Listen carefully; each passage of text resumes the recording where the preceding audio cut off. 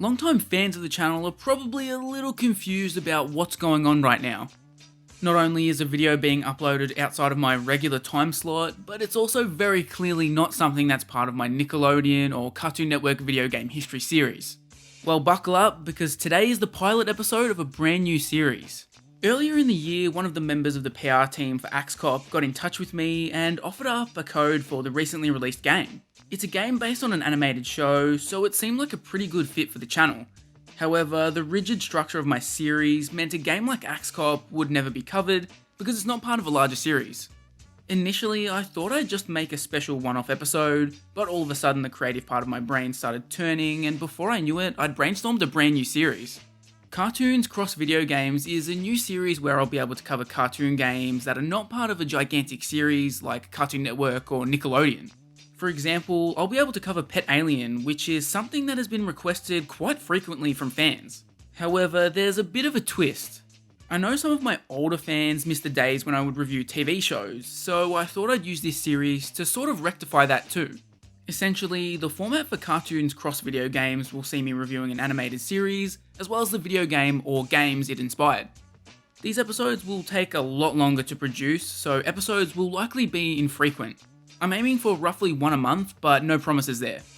Oh, and one final thing before we actually get to the good stuff. This won't impact my weekly video game history videos.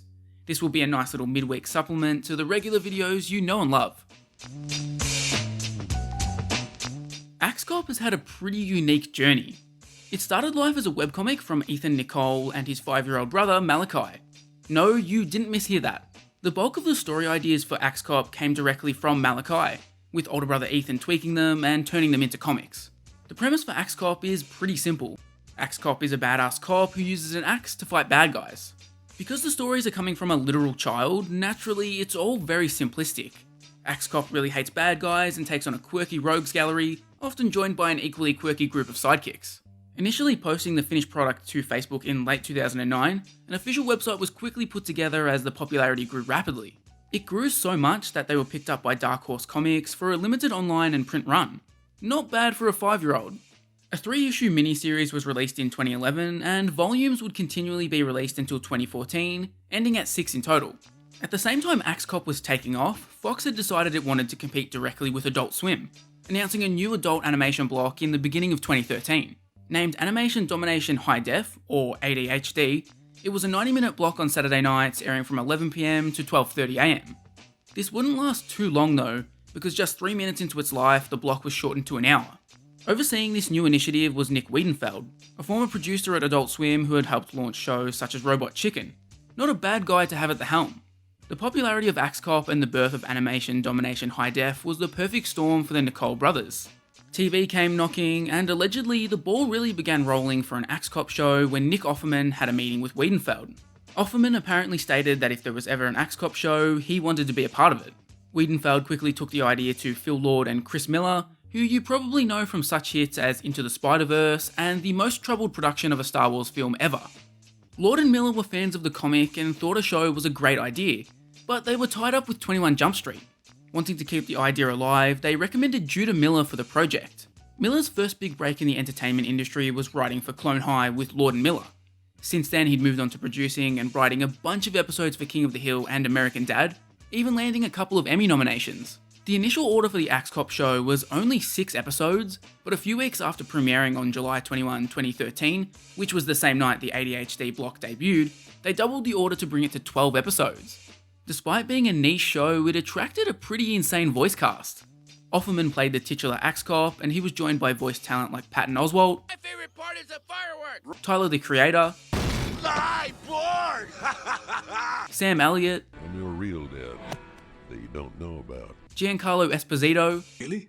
That's the saddest thing I ever heard. and Jordan Peele. Speaking of which, the wife and I have this couple spa treatment right about now, so I gotta run. See you later. Again, not bad for an idea that came from a 5-year-old. A second season of Axe Cop would be approved and make its debut in 2015, however by the time this happened, ADHD had been bumped to FXX. The programming block hadn't even lasted an entire year on the main Fox channel, and then once season 2 concluded, the series kind of just disappeared. Well, I've tried every mayonnaise store in town and no one's seen Axe Cop. Don't be such a worrywart. Oh no! In a post to the Axe Cop website in September of 2015, Ethan stated that his work on the comic series had halted due to job opportunities. He'd been writing for Netflix's VeggieTales series, but he had no idea what was happening with the show, and he suspected it was over. In 2018, Ethan actually responded to a Quora post of all things, which was asking what the hell had happened with the series. In the response, Ethan still wasn't completely sure what happened, but it seems the blame lays within the ADHD block itself. Evidently, it never really caught on, and capturing that specific Adult Swim market was too difficult, so when the programming block died, Axe Cop went down with the ship. Ethan concluded that the only way new episodes would be made is if somebody commissioned a new Axe Cop show, or purchased the rights to the old one. He wasn't expecting either of those to happen. After a long and winding road filled with a bunch of ups and a couple of downs, Axe Cop was given new life. On November 26, 2020, an Axe Cop video game was released on Steam. It was developed by Red Triangle Games, which I'm pretty sure is a one-man operation. Naturally, I hadn't heard of anything they'd developed previously.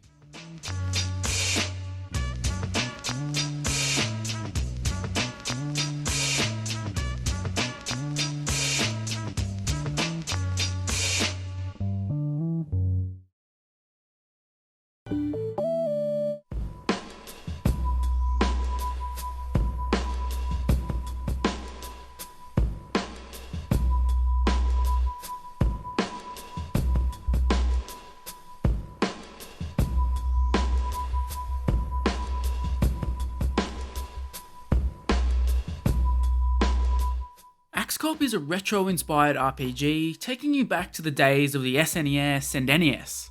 It's an idea that has been drawn upon roughly 1 million times, but there's a reason for that. People have a serious nostalgia for these types of games. It extends to a lot more than just RPGs as well, to be fair. Retro-inspired everything is well and truly in vogue for video games. Not being completely familiar with the Axe Cop series, I'm unsure as to whether the story for this game is an adaptation of the comics or something completely new. After having watched both seasons of the show, they do share a number of similar plot points at times, so at the very least I would assume it's drawing inspiration from the comics for its stories. During your time with Axe Cop, you'll chop your way through 8 missions, each headlined by one of Axe Cop's notorious bad guys. Being a retro RPG, it's no surprise the gameplay is turn-based. You and your party, which is constantly rotating, will take it in turns to duke it out with the evil monsters. Every character comes equipped with a regular attack, as well as a set of special attacks that require MP to use. Most of the time these attacks purely exist to do much more damage, however you also have moves that will inflict various stat increases or decreases, and party members focused on support will be able to heal you. When your MP is drained, you can use an item to restore it, or simply select the charge option, which I liked. It means you're never truly locked out of using these high-powered moves. Battles tend to move super quickly. This is especially the case once you level up a bit and are facing lower-powered grunt-type enemies. It's satisfying to just mash the basic attack button and see enemies fall down in the blink of an eye in these circumstances. As you progress, new wrinkles are thrown into the battle system, like being able to combine items with your moves. For example, if you have a lemon in your inventory, this can combine with one of Axe Cop's moves. Usually this move would take 2 turns to land, but with the lemon it only takes 1. It's a neat idea that never felt fully incorporated to me. I was rarely finding items that would allow me to pull off these combinations, so I mostly forgot about their existence.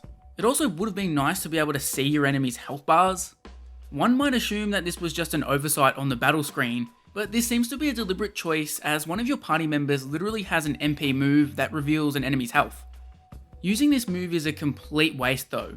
Instead of popping up a health bar or something on screen, it simply displays their remaining health for a split second before vanishing. It's baffling. Like a standard RPG, after you've finished vanquishing enemies, you'll receive experience points and eventually level up. Naturally, this leads to stat increases, but Axe Cop puts a little twist on it.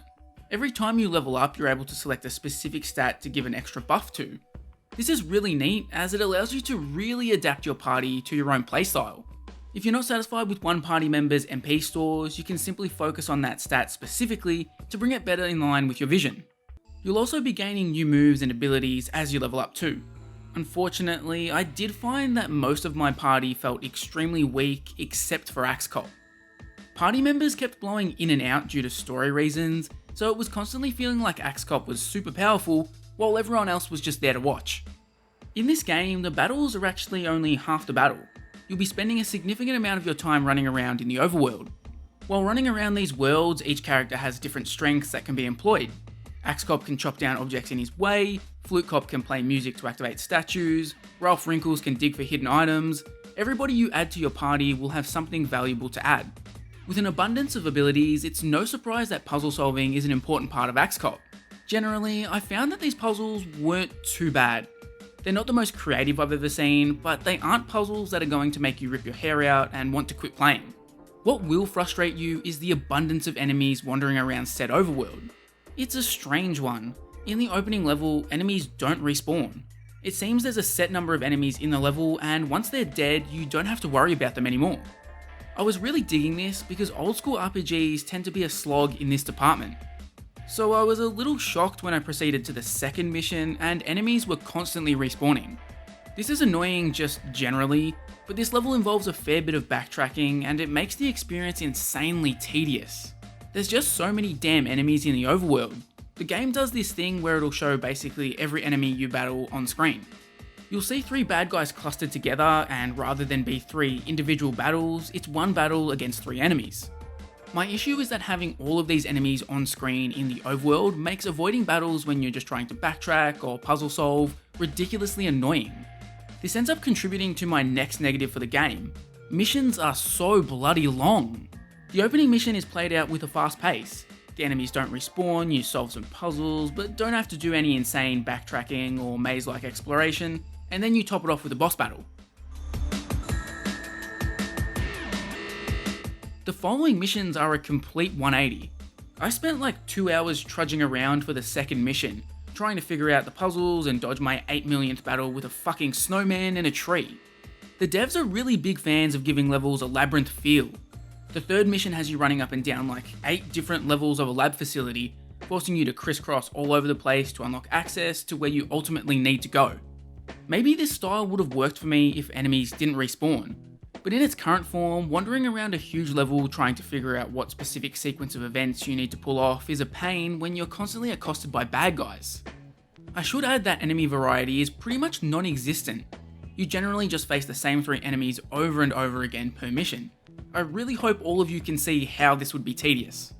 Boss battles, which are the climax of every single mission, are little more than boring sponges that take an eternity to defeat. You'll sit there and spam attack after attack, never really feeling too threatened by their presence.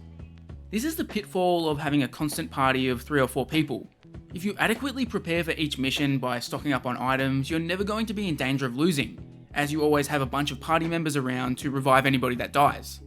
There are cases where bosses will need a specific strategy to properly defeat them, but everything ends up coming back to you just spamming attack after attack, as their seemingly infinite health is whittled away. In the first few hours of the game, you'll see yourself in a snowboard minigame, playing a Tetris knockoff, and doing legitimate stealth sections. Variety in your gameplay is good, but it feels like there's something new and completely random every 5 minutes. The frustrating part is that these ideas are abandoned as quickly as they're introduced, pushed to the side in favour of more new ideas. Once I got to the section where I played a game of croquet and then was required to start switching between the world of the living and the world of the dead, I'd kind of had enough. It's just too much.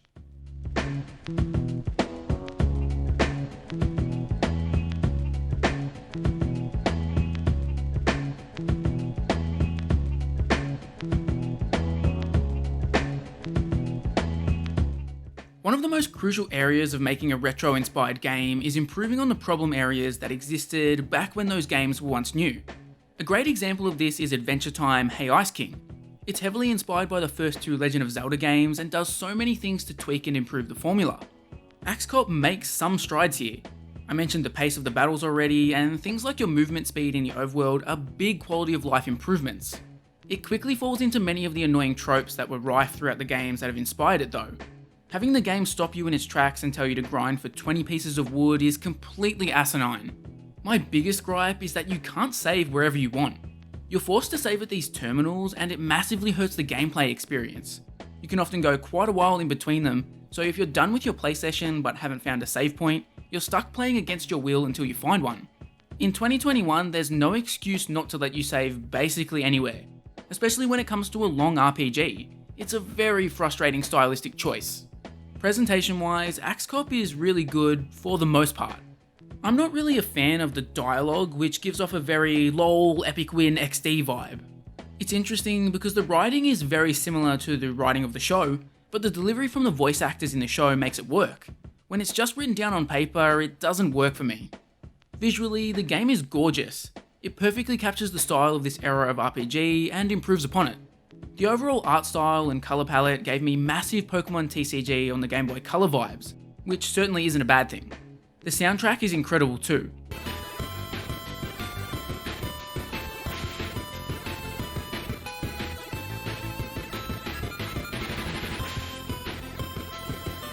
Soda Piggy, aka James Pandelis, was responsible for the throwback tunes, and they're basically perfect. They're a great accompaniment to get you through the extremely dull parts of the game.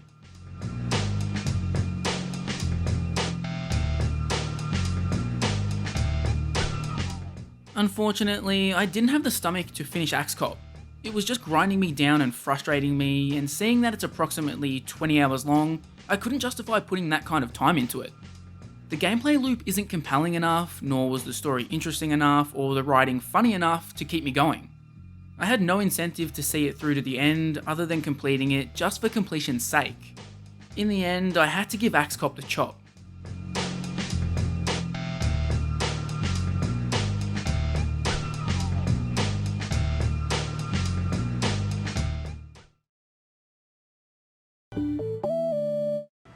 Good night, Axe Cop. Hey, you know what? If you're not doing anything, you want to come over, for dinner? I don't eat dinner.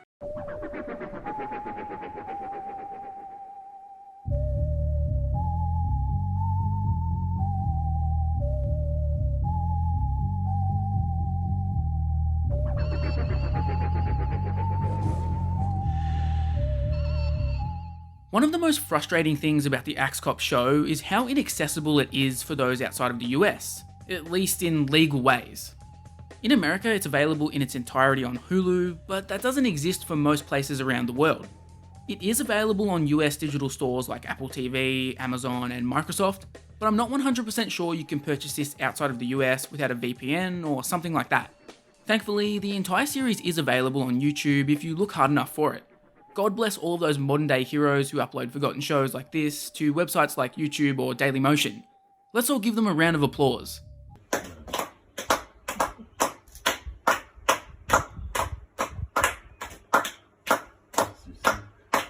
As you could imagine, Axe Cop the show is entirely based around the wild, head-chopping adventures of the titular character.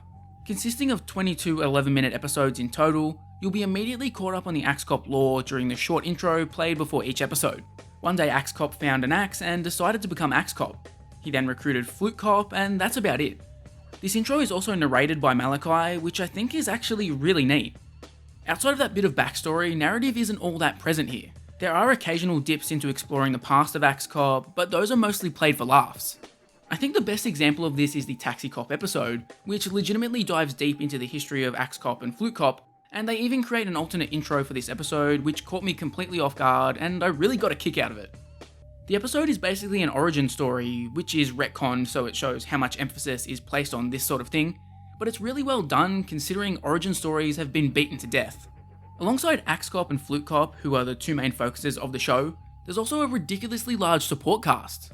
Most of the recurring characters are various members of Axe Cop's team, like Sokarang, Grey Diamond, and Liborg. Apart from Grey Diamond, these supporting characters are massively underutilized. They'll show up every now and then, but they never get even a single episode where they really shine. One thing I did like about these characters was the absolutely ridiculous backstories they give them. Like any good superhero type property, all of the superpowered characters here have some tragic backstory that made them what they are. Returned home only to discover I hadn't fed my pet chihuahua. Oh no. I forgot to feed you. That was the day I gained the ability to turn into a chihuahua when I'm ready to fight. Watching just a single episode of Axe Cop is bound to give you whiplash from the frenetic pacing. The plot moves lightning quick, even for a show using 11-minute episodes. Heck, I've seen 7-minute shows that don't blow through all of its story beats as fast as Axe Cop. This pacing often creates a lot of moments that I'm assuming are unintentionally funny, where you're laughing at the sheer absurdity of how quickly they're cutting from one thing to the next. I guess maybe this was a deliberate thing, but to me it feels like an unintentional side effect of how things are set up.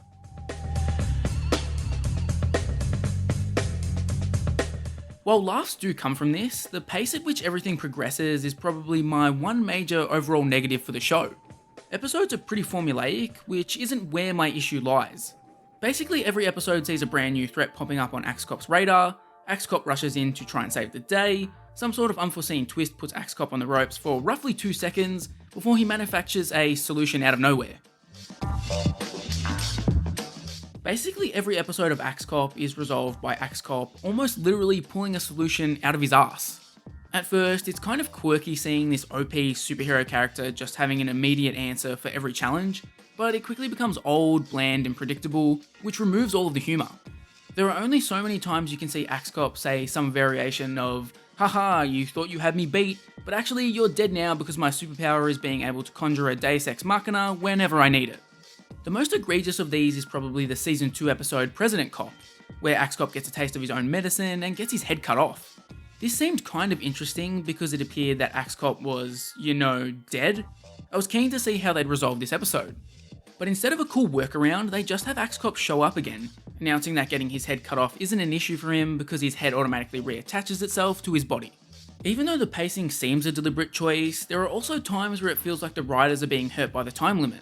In the Season 2 episode The Center of the Ocean, the day is saved literally as the show goes to credits, with the fun post-apocalyptic day is saved banter having to play out over the credits. This episode in particular really seems like they ran out of time, despite the fact that the whole show feels as if you're listening to a podcast at 2 times speed, with the cutout silence option turned on.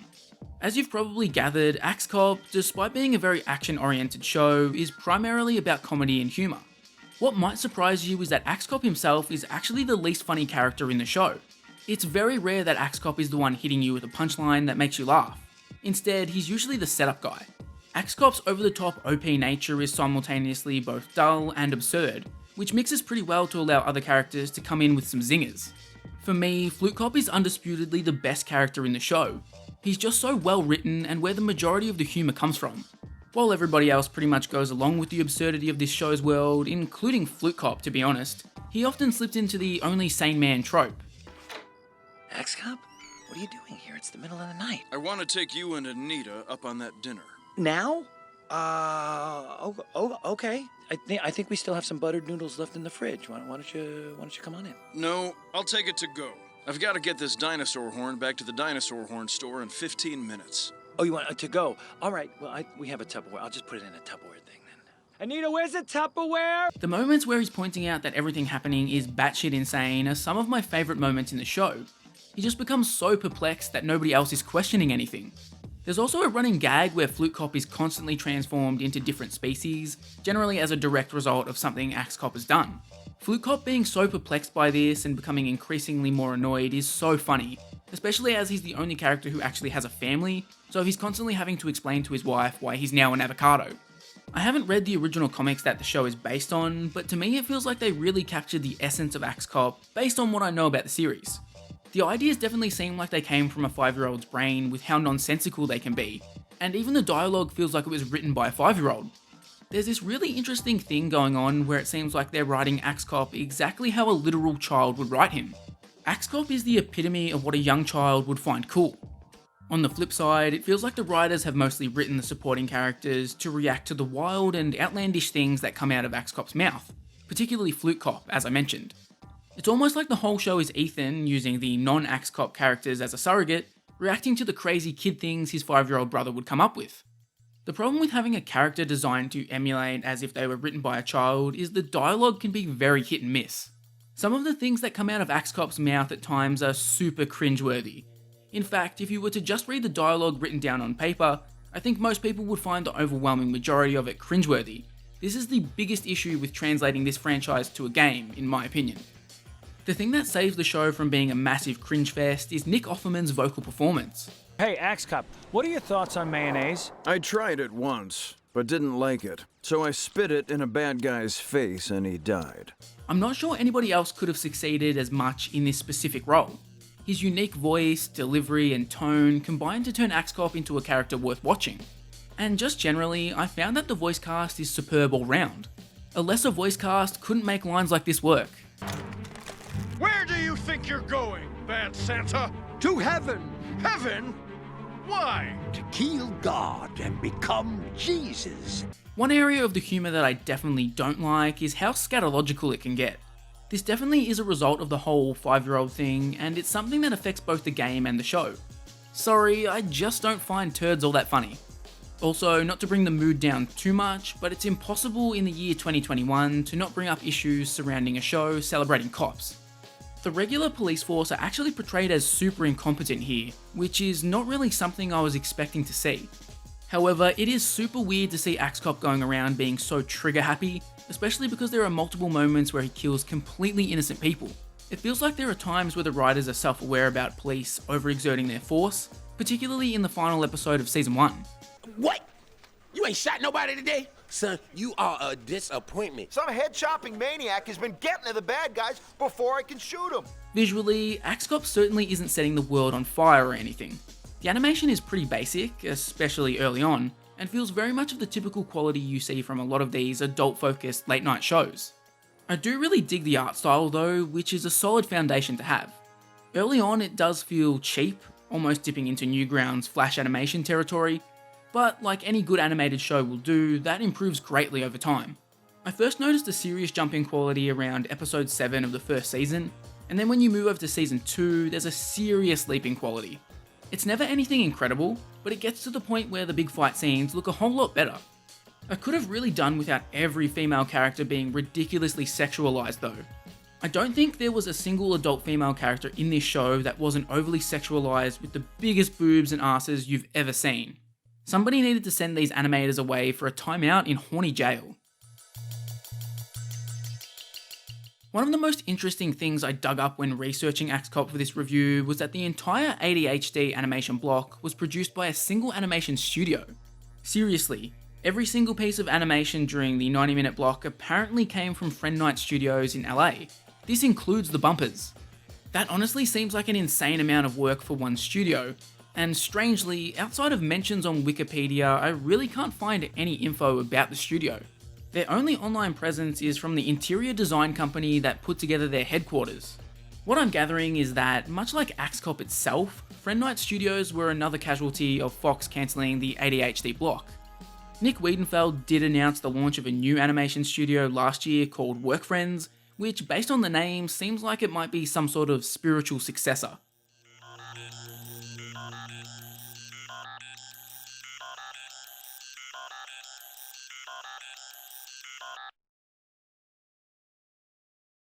The Axe Cop franchise is a mixed bag for me. Would I recommend the game? Maybe. If you're a big fan of Axe Cop in general, or a much bigger fan of retro RPGs than I am, I'd say go for it. There's definitely enough there to keep you entertained and see you through to the end. If that's not you, then I would say don't bother. On the other hand, I would 100% recommend checking out the show. It's not perfect, but I really enjoyed it and would have loved to have seen more episodes made. I'm kind of bummed knowing Axe Cop pretty much died because Fox were so half-hearted in their random attempt to compete with Adult Swim. It's unlikely, but maybe one day we'll get another Axe Cop show.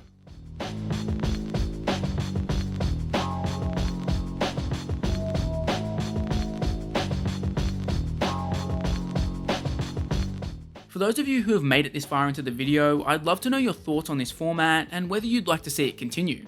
In the future, I'd be selecting TV shows that are far more popular and well known, potentially getting the fans to vote on what to cover. I just thought with review code being presented to me for this game, it would be a good time to do a test pilot. If you have any feedback for the Cartoons Cross Video Game series or ideas for shows you'd like me to cover, drop a comment below.